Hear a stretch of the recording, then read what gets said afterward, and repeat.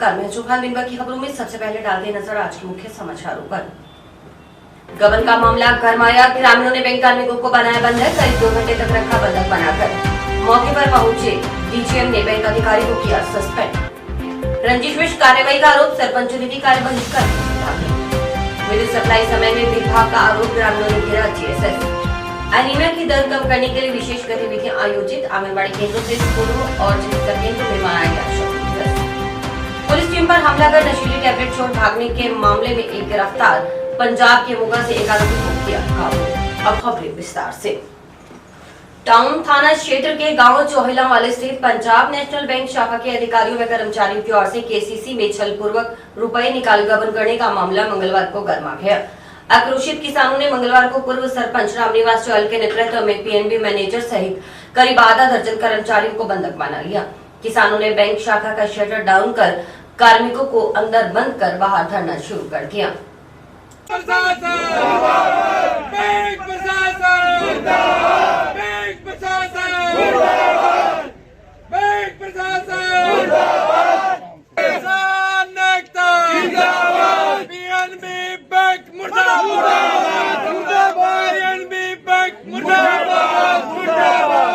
सूचना मिलने पर बैंक के अधिकारी और टाउन पुलिस मौके पर पहुंची तथा आक्रोशित किसानों से समझाइश शुरू की। गबन के मामले की जांच कर दोषियों के खिलाफ कार्रवाई करने की मांग को लेकर करीब 2 घंटे तक किसानों ने कार्मिकों को बंधक बनाए रखा। मौके पर पहुंचे बैंक के डीजीएम की ओर से बैंक अधिकारी अनुज कुमार तड़ को सस्पेंड कर दिया गया। बैंक अधिकारियों ने जांच के बाद सभी दोषियों के खिलाफ उचित कार्रवाई करने का आश्वासन भी दिया। इस पर किसान शांत हुए, तब जाकर बैंक शाखा का शटर खोला गया। किसानों ने बैंक कार्मिकों पर 5 से 7 करोड़ रुपए का गबन करने का आरोप लगाया है। पूर्व सरपंच रामनिवास चौहल ने आरोप लगाया कि पीएनबी अधिकारी अनुज कुमार ने बैंक शाखा के अन्य कार्मिकों के साथ मिली भगत कर किसानों से धोखाधड़ी पूर्वक केसीसी बचत खातों में से कॉम्बो चेक लगाकर करीब 5 से 7 करोड़ रुपए का गबन कर लिया। गबन करने के बाद अनुज पिछले 4-5 दिनों से गायब है। बैंक प्रशासन इस मामले में लीपापोती करने में लगा हुआ है। चौहल ने मांग की कि जिन अधिकारियों ने अनुज को 100% अधिकार दिए, इसकी जांच कर दोषियों के खिलाफ कार्रवाई होनी चाहिए। उन्होंने मांग की है कि कमेटी बनाकर इस प्रकरण की जांच की जाए और कमेटी में गांव के 3 प्रतिनिधि भी शामिल हों। या 2 दे दो, जो हमारी कमेटी के मेंबर होंगे और ट्रांसपेरेंट इंक्वायरी होगी।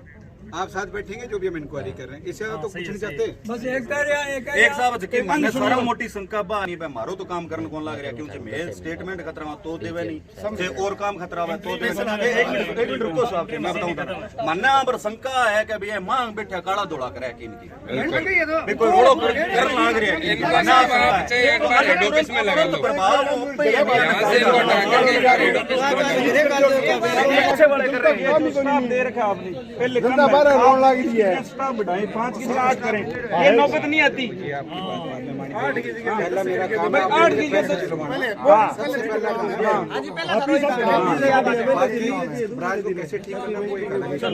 सबसे पहले आपको ओरिजिनल दो, ओरिजिनल इशू सारे लूंगा। सबसे पहले पैसे दिलवा दूं, बिल्कुल दिलानी पड़ेगी। ये रामदास दोनों सही, सबसे बड़ी समस्या सही है। और तो बात की बात है, ये चौहिला वाली पीएनबी बैंक है जिसमें कार्मिक था अनुज कुमार।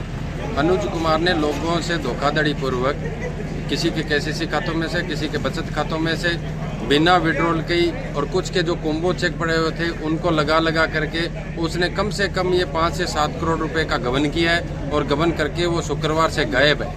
और बहुत से किसान इसे प्रभावित हुए। कम से कम 5 से 7 करोड़ का ये गबन है। उसने मतलब खुद की आईडी और 100% आईडी बैंक का नियम है कि एक आदमी को 100% पावर नहीं दी जा सकती।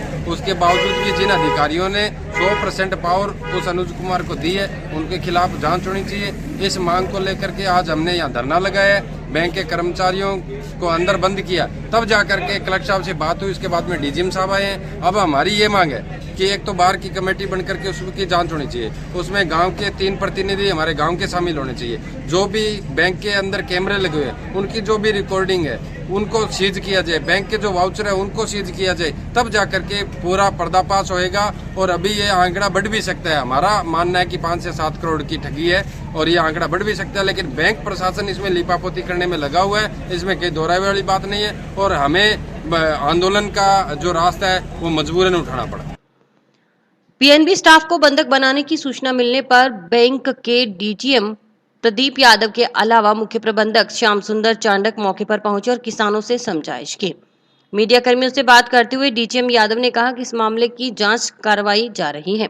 प्रत्येक किसान की शिकायत सुनी जाएगी, किसानों को उनका पैसा भी लौटाया जाएगा और दोषी के खिलाफ कार्रवाई की जाएगी।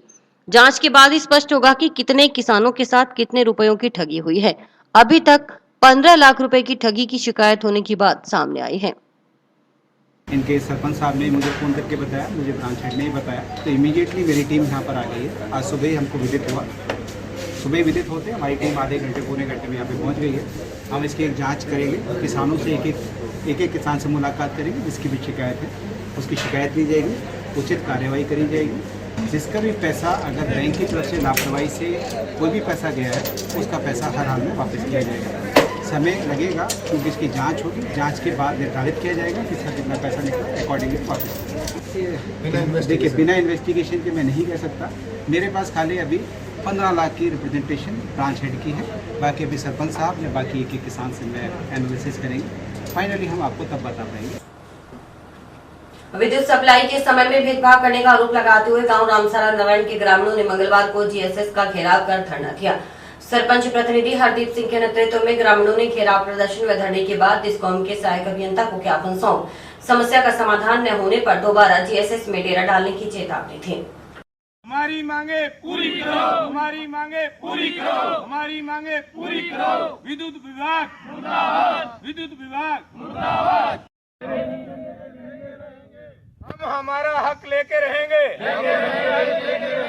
ये सौतेला व्यवहार नहीं चलेगा, नहीं चलेगा, नहीं चलेगा। ये सौतेला व्यवहार नहीं चलेगा, नहीं चलेगा, नहीं चलेगा। गांव रामसरा नारायण की सरपंच प्रतिनिधि हरदीप सिंह ने बताया कि कुछ फीडरों में 6 घंटे जबकि कुछ में 5 घंटे विद्युत सप्लाई की जा रही है। विद्युत वितरण निगम लिमिटेड की ओर से ग्रामीणों के साथ सौतेला व्यवहार किया जा रहा है। अगर दूसरे फीडरों में 6 घंटे बिजली दी जा रही थी तो उनके गाँव में भी 6 घंटे बिजली दी जाए। उन्होंने बताया कि गांव में विद्युत पोल क्षतिग्रस्त हो चुके हैं, कई पोल ऐसे हैं जो गिरने की हालात में हैं। इस समस्या से कई बार विभाग के अधिकारियों व लाइनमैन को अवगत करवाया जा चुका है। ग्राम पंचायत की ओर से भी पत्र भेजा गया लेकिन सुनवाई नहीं हुई। उन्होंने चेताया कि यदि 3 दिन में समस्या का समाधान नहीं हुआ तो दोबारा धरना दिया जाएगा। हमारा फीडर पूरी 6 घंटा लाइट चाहिए, दूसरा फीडर हम 5 साल है, तुम्हारी 5 साल है, नहीं तो बाकी 5 करो, हमारी 5 पूरी कर दो। एक का बार जिसकी लाइट कटा है बा कटनी नहीं चाहिए। 3 फेज को फीडर चाले, बीच में 5 मिनट लाइट काट देगा, 10 मिनट काट देगा, कोई सी डाउन ले ले, कोई सी डाउन ले ले। और एतिलो एरिया के अंदर न तो पानी चाले न कोई बात, हमारी फसल खत्म हो रहा है। 6 घंटे का ब्लॉक चलेगा तो उसमें शटडाउन में कोई नहीं लेगा। तो आप ले 6 घंटा? नहीं, मैं मना कर दूंगा। हाँ ठीक है। और दूसरी बात जो आपने अपनी मांग दी है, हाँ जी, मैं अभी ऐसी आपको देख आऊंगा। ठीक है सर। इसके अंदर हमारे साथ दोहरा व्यवहार कर रहे हैं। Feeder number 1, feeder number 5, feeder number 6, इसके अंदर 5 घंटे लाइट दी जा रही है, बल्कि feeder number 2, feeder number 3, feeder number 4 और फीडर नंबर 10 उसके अंदर 6 घंटे लाइटें दी जा रही है। फीडर नंबर 1 और फीडर नंबर 6 ये रेतीला एरिया है, इसके अंदर लाइट ज़्यादा देनी चाहिए, बल्कि विद्युत विभाग अपनी मनमर्जी से ये लाइट इस बेल्ट में ज़्यादा दे रहा है और इस बेल्ट में कम दे रहा है। हमारी मांग है कि हमारे को या तो पूरी दो या इनको कम दो। हमारे जैसे चोपड़ा जी ने बताया है, कुछ फीडरों के अंदर 6 घंटे और कुछ फीडरों के अंदर 5 घंटे लाइट दी जा रही है। हमारा ये नहीं है भी उनको 6 दी आप 5 करो, उनको भी 6 मिले तो हमारे को भी 6 मिलनी चाहिए। ये सौतेला व्यवहार है, ये गलत है। दूसरी बात, छोटी छोटी बातें हैं, हमने पहले भी अय्यन साहब को अवगत कराया है। हमारे गाँव के अंदर खंभे टूटे पड़े हैं, कुछ खंभे तो ऐसे हुए पड़े हैं कि खंभे लटके, 1-2 खंभे तो लटके पड़े हैं। और इनका एक मदन गोपाल है लाइनमैन, उनको हमने बार बार बोला, हमने लेटर भी पंचायत समिति बतौर भेजा हुआ है, आज तक उस चीज़ की सुनवाई नहीं हुई। छोटी छोटी बातों से ही थोड़ा मामला बिगड़ता है, अगर इस पे गौर कर दे तो बढ़िया है। अब रही बात काम की, अब हमने धरना लगाया है, अय्यन साहब को 3 दिन का टाइम दिया है। अगर हमारी सोल्यूशन नहीं हुआ तो इससे चौगुने आदमी लेके यहीं फिर आएंगे। सूचना मिलने पर मौके पर पहुंचे सहायक अभियंता अमित कुमार ने बताया कि समस्या के बारे में उच्च अधिकारियों को अवगत करवाया जाएगा। इस दौरान मौके पर टाउन पुलिस थाना से एएसआई दरिया सिंह के नेतृत्व में जाब्ता तैनात रहा।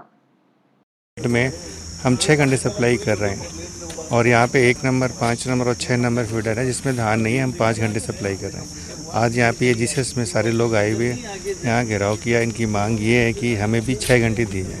इन्होंने ज्ञापन दिया है, इन ज्ञापन को ऊपर तक हम पहुँचाएंगे ताकि इनकी मांगों को पूरा किया जा सके। अनीमिया मुक्त राजस्थान अभियान के तहत मंगलवार को आंगनबाड़ी केंद्रों, राजकीय स्कूलों, स्वास्थ्य केंद्रों, सीएससी, पीएससी व राजकीय चिकित्सा संस्थानों में शक्ति दिवस मनाया गया। शक्ति दिवस पर एनीमिया की दर को कम करने के लिए बच्चों, किशोर किशोरियों, प्रजनन उम्र की महिलाओं और गर्भवती महिलाओं और धात्री माताओं के लिए विशेष गतिविधियां की गई। स्क्रीनिंग, हीमोग्लोबिन की जांच, उपचार तथा एनीमिया के प्रति जागरूकता बढ़ाने पर जोर दिया गया।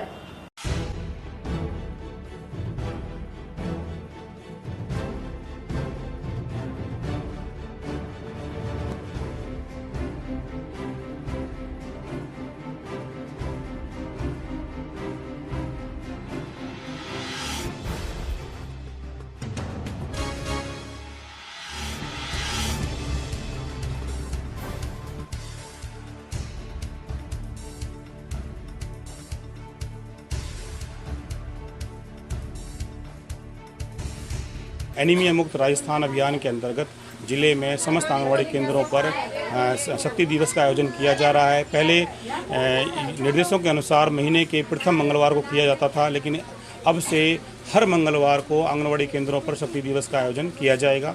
शक्ति दिवस पे आयोजन करने के पीछे मुख्य उद्देश्य यही है कि हम एनीमिया की स्क्रीनिंग कर सकें। हमारे यहाँ अगर देखें तो अभी भी खान पान का स्तर हनुमानगढ़ का अच्छा होने के बावजूद भी लगभग 81% जो बच्चे हैं वो अभी भी एनीमिक की कैटेगरी में आते हैं और लगभग 60% महिलाएं हैं वो भी एनीमिक हैं।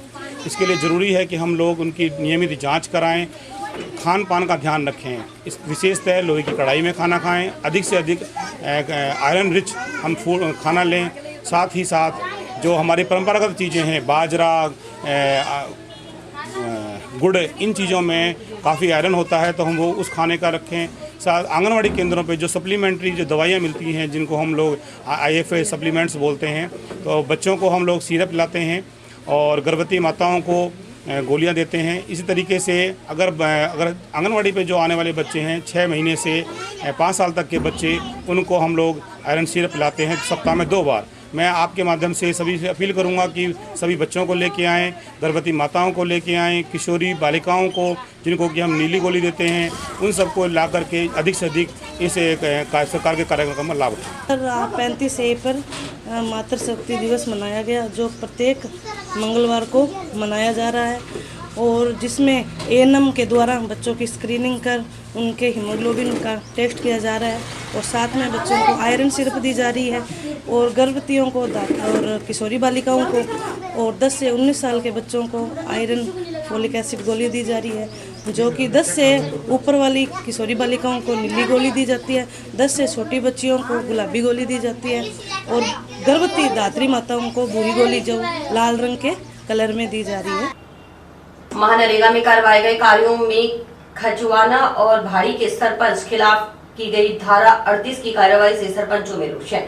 सरपंचों ने रंजिशवश यह कार्रवाई करने का आरोप लगाते हुए मंगलवार को राजस्थान सरपंच संघ के बैनर तले कलेक्टर के नाम ADM को ज्ञापन सौंपा।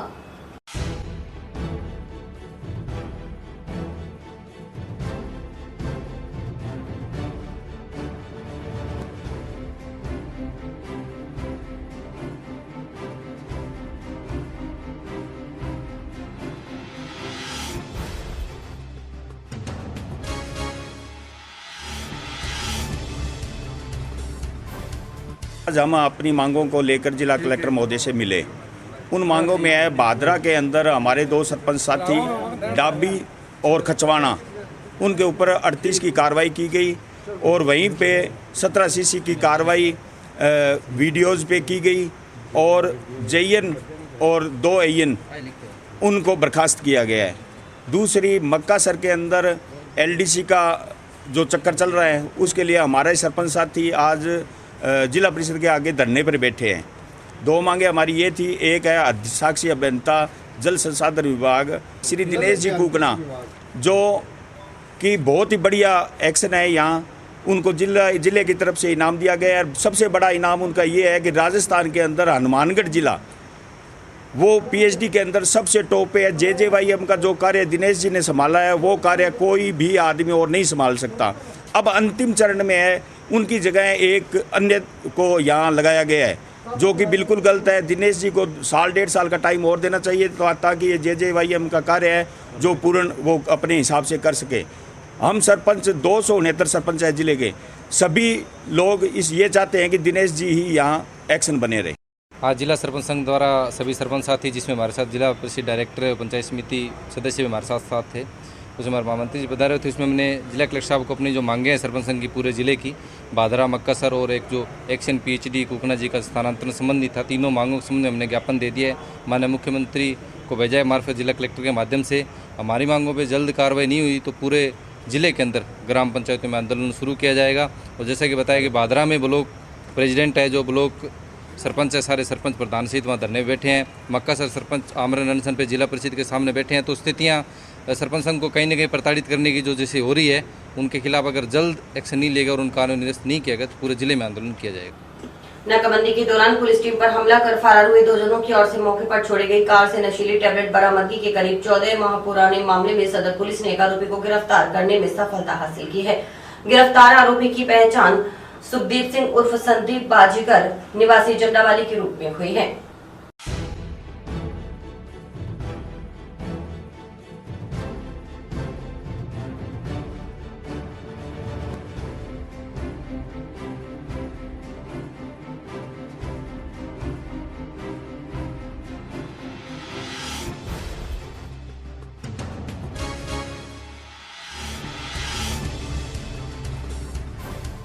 इक्कीस अप्रैल 2021 को जिला विशेष टीम को इतला मिली थी कि सुखदीप सिंह उर्फ संदीप जंडावाली का है, उसके साथ एक और है। ये 2 जने हैं जो कार से नशीली गोलियां सप्लाई करने जा रहे हैं, जिस पर जिला विशेष टीम और सदर पुलिस की टीम के द्वारा चिश्तिया मोड़ के ऊपर नाकाबंदी की गई थी। नाकाबंदी के दौरान ये कार जब आई तो इसको रोकने का प्रयास किया तो चालक ने पुलिसकर्मियों पर जानबूझकर जान से मारने की नीयत से नाकाबंदी कर रहे जवान की मोटरसाइकिल के ऊपर गाड़ी चढ़ा दी। जवान घायल हो गया, मोटरसाइकिल क्षतिग्रस्त हो गई और ये कार को वहाँ नाकाबंदी से थोड़ा आगे छोड़ करके दोनों फरार हो गए। जिसके बाद ये मुकदमा दर्ज सुखदीप के खिलाफ नामजद और एक अन्य के विरुद्ध दर्ज किया गया था। मुकदमा दर्ज होने के बाद से ये आरोपी फरार चल रहा था। करीब 15 महीने हो गए। विभिन्न समय पर पुलिस टीम के द्वारा इसकी तलाश के काफ़ी प्रयास किए गए थे, परंतु आरोपी बड़ा शातिर है और अपने आप को छुपाए हुए था।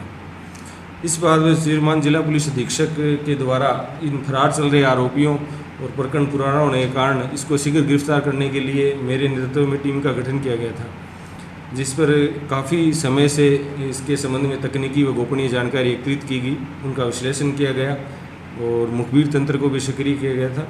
इन समस्त से जो तथ्य आए उसके आधार पर कल सुखदीप सिंह उर्फ संदीप जो मुख्य आरोपी है उसको मोगा पंजाब से दस्तयाब किया गया और गिरफ्तार किया गया है।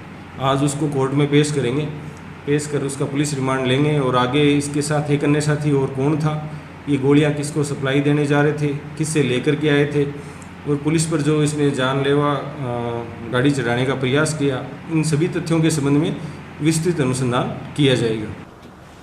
सरपंच पुत्र व एक अन्य पर दुर्व्यवहार व गाली गलौज करने का आरोप लगाते हुए ग्राम पंचायत 2 के 4 वार्ड पंचों ने कलेक्टर को ज्ञापन सौंप कार्रवाई करने की मांग की है। कार्रवाई न होने की स्थिति में वार्ड पंचों ने सामूहिक त्यागपत्र देने की चेतावनी दी।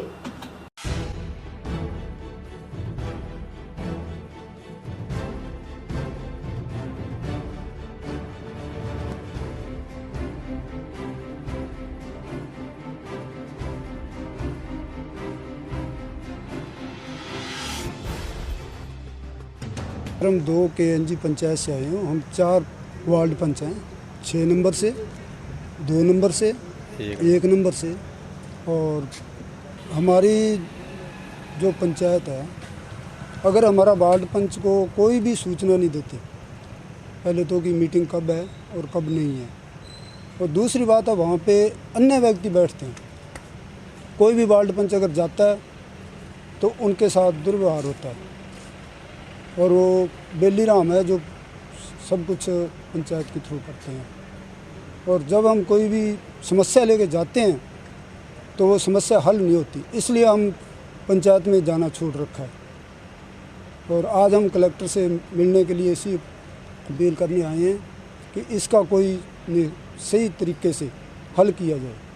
वो हो रहा है। पहले मार्च में इसका हुआ था, तो उसमें जांच में आया था फर्जीवाड़े के, तो उसकी भी कोई इतनी जांच नहीं हुई, तो उसमें दिया था।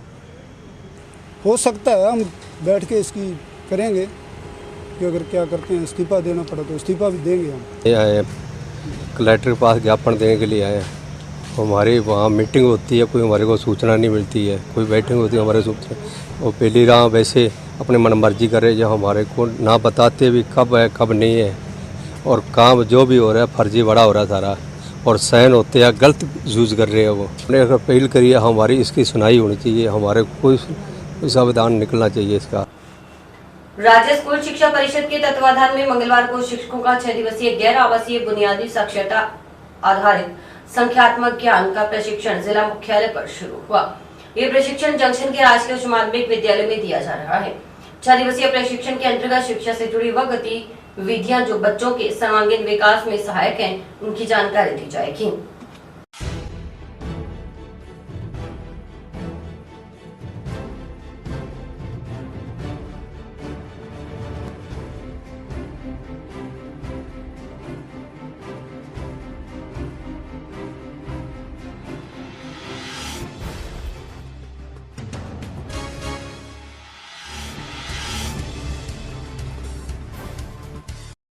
राज्य स्कूल शिक्षा परिषद के तत्वाधान में और विभागीय तत्वाधान में बालिकाओं और बालकों की शिक्षा जो है NEP 2020 है, उसके तत्वाधान में टीचर्स जो हैं, जितने भी अध्यापक हैं, उनको 6 दिवसीय गैर आवासीय FLN fundamental literacy and numeracy बुनियादी साक्षरता आधारित संख्यात्मक ज्ञान का प्रशिक्षण यहाँ आज के उच्च माध्यमिक विद्यालय हनुमानगढ़ संगम में दिया जा रहा है।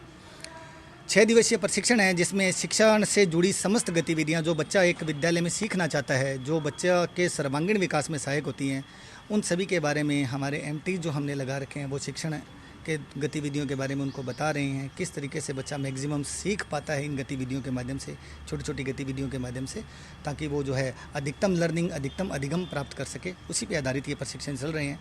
6 दिन के प्रशिक्षण हैं। इसके 4 दूना 8 बैच पूरे ब्लॉक में लगाए जा रहे हैं, जिसमें लगभग 400 से अधिक शिक्षकों को जो है ब्लॉक हनुमानगढ़ के द्वारा प्रशिक्षित किया जाएगा, ताकि जब भी आगामी सेशन में जब हमारे विद्यालय खुलेंगे तो बच्चे इन अध्यापकों ने जो सीखा है उसका लाभ जो है उन बच्चों को दे पाएँ, उनका सर्वांगीण विकास हो पाए। नई शिक्षा नीति 2020 से रिलेटेड सारी चीज़ें हैं, NCF पर भी सारी चीज़ें हैं, क्योंकि इसमें FLN एक नया जो वर्ड आ रहा है, जिसका मतलब है फाउंडेशनल लिटरेसी एंड न्यूमरेसी, यानी बुनियादी साक्षरता और संख्या ज्ञान, यानी कक्षा 1-2 बच्चे को, कक्षा 1 और 2 में जो बच्चा है उसको बिल्कुल मतलब सीखना, पढ़ना और समझ के साथ पढ़ना, ये चीज़ों पर विशेष ध्यान दिया जा रहा है। और टीचर कैसे इसको समझे, बच्चों को कैसे समझाए, बाल केंद्रित शिक्षण कैसे कराए, जिसको CCP बोलते हैं, चाइल्ड सेंटर पेडागोजी, तो उससे रिलेटेड ये सारी चीज़ें हैं। दूसरी बात अगर अपने बात करें, अब नए टीचर्स आए हैं, तो L1 के जो टीचर्स हैं, अभी अपना स्कूल ओपन हो गए हैं, 1 तारीख से स्कूल लगेंगे, तो बच्चों के साथ कैसे उनको काम करना है, इस पर भी ध्यान दिया जा रहा है। SIQ जो अपना पैटर्न चल रहा है, उसी को भी आगे अपडेशन करते हुए आगे करना है कि किस प्रकार से अपने को बच्चों को साथ मतलब काम करने के लिए आपको क्या क्या डॉक्यूमेंटेशन तैयार करना है, उस पर भी सारी बातें आ रही है। एक नई चीज़ अपने साथ बच्चों के जो E-बिल किट है, उसका उपयोग कैसे करना है, तो E-बिल किट हमने यहाँ मंगा रखी है, और उसको बच्चों के साथ काम करेंगे तो कैसे सहायक होगी E-बिल किट, ताकि बच्चों का मतलब समझ अच्छी बन जाए, नामांकन बढ़े, बच्चों की झिझक दूर हो जाए, अपना स्कूल के अंदर बच्चों को मतलब अपनत्व की भावना से वो सीख सकें। इन बातों पर विशेष ध्यान दिया जा रहा है। और टीचिंग मेथडोलॉजी पर भी हम पूरा ध्यान दे रहे हैं कि किस प्रकार से गतिविधियां करवाकर नई जो शिक्षा नीति है उसके सभी आयामों को, घटकों को हम 2026 तक अपना पूरा कर लें। और अभी वक्त है एक ब्रेक का।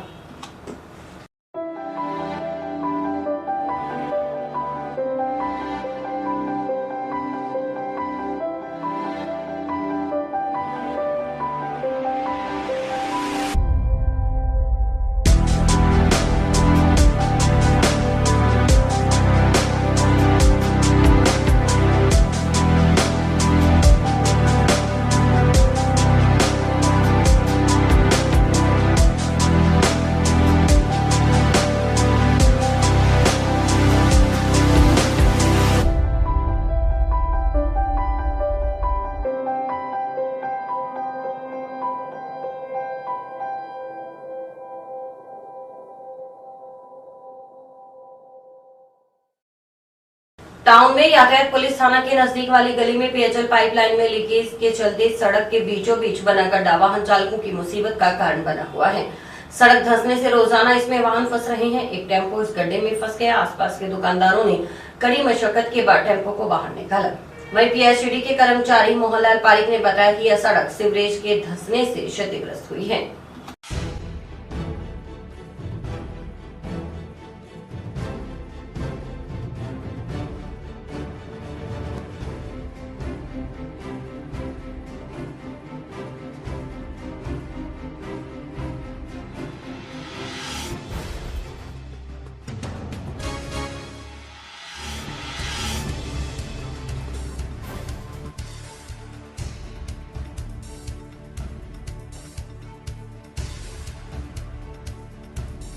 ये पानी लीकेज हो रहा है, सड़क बैठ रही है, इसमें गाड़ियां बैठ जाती है।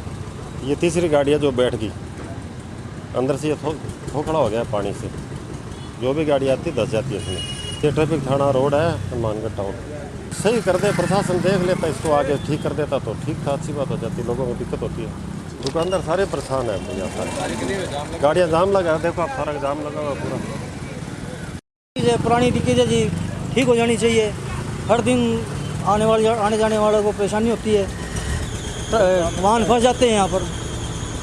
चाहते हैं कि सड़क बन जाए, बस फंसा हुआ देखो उधर से सारा। ये 2-3 वाहन हैं फंसे हैं, 2 निकाल चुके हैं यहाँ से। चाहते हैं प्रशासन से ये ठीक हो जाए, दुरुस्त हो जाए, जिससे लोगों को परेशानी ना हो। हाँ, उस हिसाब से तो पीएचईडी की विभाग की लापरवाही है जी। भारतीय जनता पार्टी जिला अध्यक्ष बलवीर बिश्नोई की अध्यक्षता में जिला कमेटी की बैठक का आयोजन किया गया।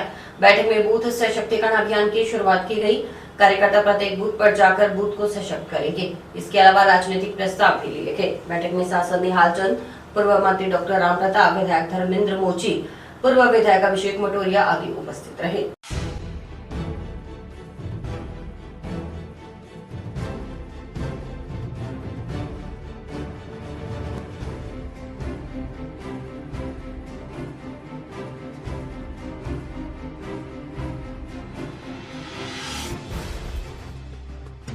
आज भारतीय जनता पार्टी के जिले के अध्यक्ष आदरणीय बलवीर बिश्नोई जी के नेतृत्व में जिला कार्य समिति हुई है। इसमें कुछ राजनीतिक प्रस्ताव भी लिए हैं। इस क्षेत्र में समस्याएं किस तरीके से हैं, उसका किस तरीके से निजात हो, इसके लिए भी सरकार को लिखा है। हम आज बूथ सशक्ति अभियान की शुरुआत हमने की है। हमारे सारे कार्यकर्ता बूथ पे जाएंगे। जो बूथ हमारा कमज़ोर है उसको हम लोग ठीक करेंगे। हमारा कोई भी बूथ कमज़ोर नहीं रहे, इसके लिए भारतीय जनता पार्टी ने आज जिले में आह्वान किया है। और इसी के साथ समाचार समाप्त हुए। रोजाना देखते रहिए समाचार। नमस्कार।